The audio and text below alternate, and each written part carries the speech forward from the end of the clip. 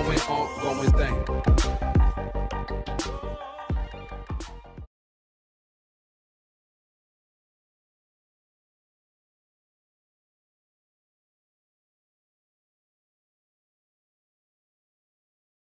Assalamualaikum warahmatullahi wabarakatuh.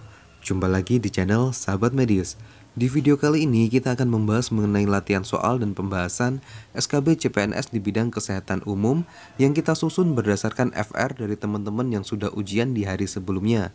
Tapi sebelumnya buat teman-teman yang baru gabung di channel Sahabat Medis, jangan lupa untuk dukung channel ini dengan cara klik tombol like, subscribe, dan nyalakan lonceng notifikasi agar teman-teman tidak ketinggalan update video terbaru dari channel ini.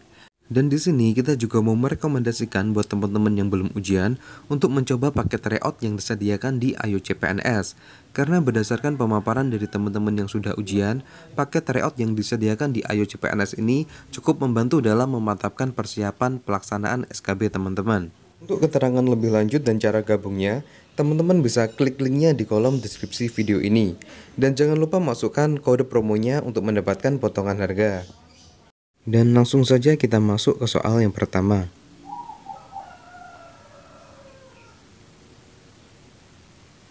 Nyonya Dian membawa bayinya yang berusia 3 bulan ke posyandu untuk melakukan imunisasi program. Ketika akan dilakukan imunisasi, sang ibu mengatakan sejak tadi pagi bayinya BAB cair sudah 2 kali. Mengetahui bayi sedang diare, jenis imunisasi apa yang Anda berikan pada bayi tersebut? A. DPT HB HIB 2 dan polio 3. B. DPT HB HIB 2. C. Polio 3 saja. D. DPT saja. Atau E. Tidak mendapat imunisasi. Jawaban yang paling tepat adalah A. DPT HB HIB 2 dan polio 3. Oke, sekarang kita lihat untuk kontraindikasi pemberian imunisasi DPT HB HIB dan polio. Berdasarkan Permenkes nomor 12 tahun 2017 dijelaskan bahwa diare ringan bukan merupakan kontraindikasi baik untuk vaksin DPT HB HIB maupun vaksin polio. Jadi meskipun bayi dalam kondisi diare ringan, untuk pemberian imunisasi dasar masih bisa diberikan sesuai program. Lanjut ke soal berikutnya.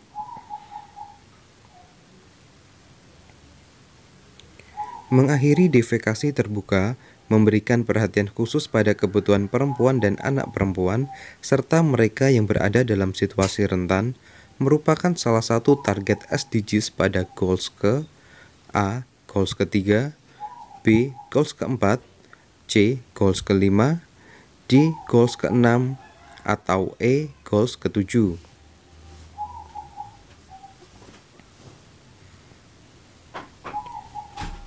Dan jawaban yang paling tepat adalah D. Goals ke-6. Sekarang kita akan bahas untuk target-target pada goals ke-6 SDGs. Yang pertama, mencapai akses air minum aman yang universal dan merata. 2. Mencapai akses sanitasi dan hygiene yang cukup dan merata bagi semua orang, serta mengakhiri defekasi terbuka, memberi perhatian khusus pada kebutuhan perempuan dan wanita, serta orang-orang yang berada pada situasi rentan. Yang ketiga, meningkatkan kualitas air dengan mengurangi polusi, menghilangkan penumpukan sampah, dan meminimalisir pembuangan kimia dan materi berbahaya, mengurangi setengah proporsi air limbah yang tidak dimurnikan, serta meningkatkan daur ulang dan penggunaan kembali yang aman secara global. Kemudian yang keempat, meningkatkan efisiensi penggunaan air di seluruh sektor dan memastikan pengembalian dan suplai air tawar yang berkelanjutan untuk mengatasi kelangkaan dan secara substansial mengurangi jumlah orang yang mengalami kelangkaan air. 5. Mengimplementasikan pengelolaan sumber daya air terintegrasi di seluruh tingkatan, termasuk melalui kerjasama transperbatasan sebagaimana mestinya. 6. Melindungi dan memulihkan ekosistem terkait air, termasuk pegunungan, hutan, lahan basah, sungai, mata air, dan danau. Lanjut ke soal berikutnya.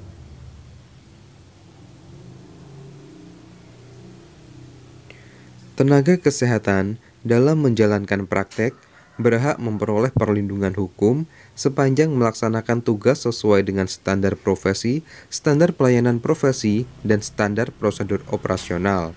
Hal ini diatur dalam Undang-Undang Tenaga Kesehatan khususnya pasal ke A. Pasal 53, B. Pasal 54, C. Pasal 55, D. Pasal 56, atau E. Pasal 57.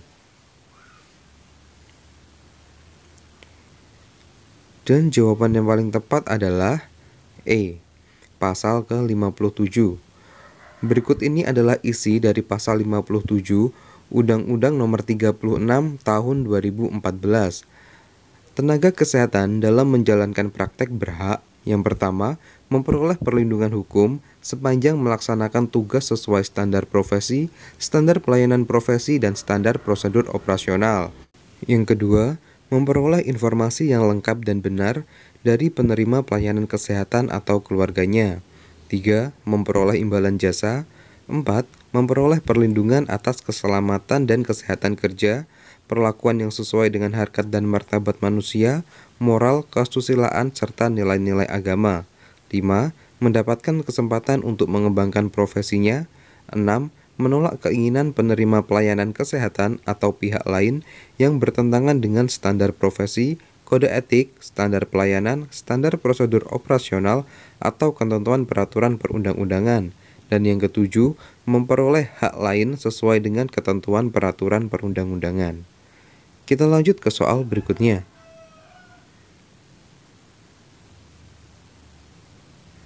Perilaku cerdik merupakan salah satu upaya untuk mencegah penyakit tidak menular. Berikut ini yang bukan merupakan perilaku cerdik adalah A. Cek kesehatan secara rutin, B. Enyahkan asap rokok, C. Rajin aktivitas fisik, D. Diet sehat dan seimbang, atau E. Ikut aktif dalam program gerakan masyarakat hidup sehat.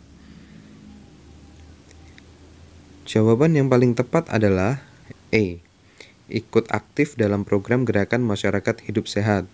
Program cerdik terdiri dari cek kesehatan secara rutin, enyahkan asap rokok, rajin aktivitas fisik, diet sehat dan seimbang, istirahat yang cukup, dan kelola stres. Kita lanjut ke soal berikutnya.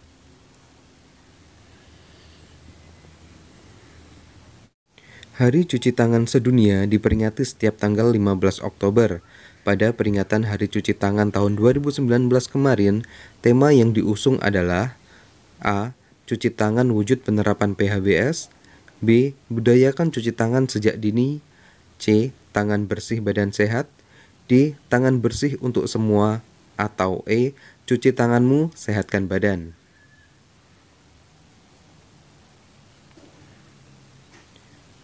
Dan jawaban yang paling tepat adalah D. Tangan bersih untuk semua. Kita lanjut ke soal berikutnya.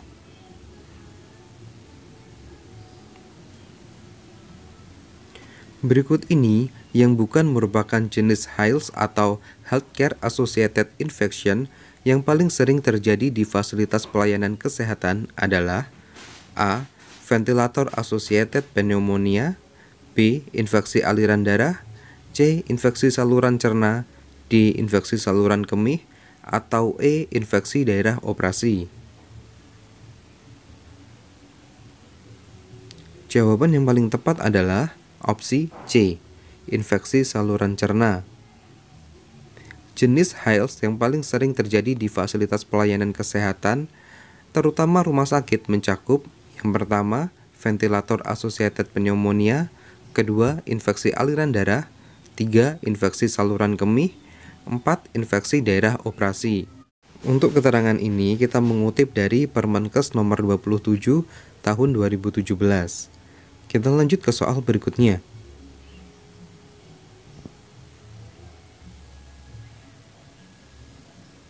Program Kementerian Kesehatan 2015-2019 terdiri dari program generik dan program teknis.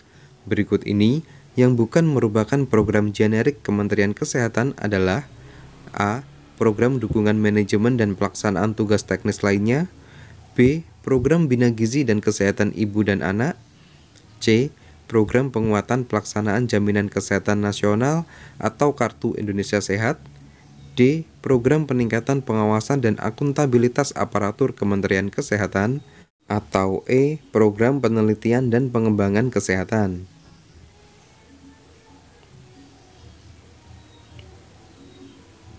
Dan jawaban yang paling tepat adalah B. Program Bina Gizi dan Kesehatan Ibu dan Anak. Untuk opsi B ini merupakan salah satu program teknis Kementerian Kesehatan. Dan berikut ini adalah program generik Kementerian Kesehatan periode 2015-2019. Yang pertama, program dukungan manajemen dan pelaksanaan tugas teknis lainnya. 2. Program penguatan pelaksanaan JKN dan KIS. 3. Program peningkatan pengawasan dan akuntabilitas aparatur Kementerian Kesehatan. Dan yang keempat, program penelitian dan pengembangan kesehatan.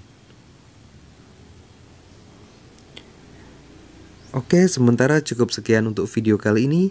Semoga video ini bisa bermanfaat dan semua teman-teman di channel ini bisa mendapatkan nilai terbaik dan lolos menjadi ASN tahun ini. Wassalamualaikum warahmatullahi wabarakatuh.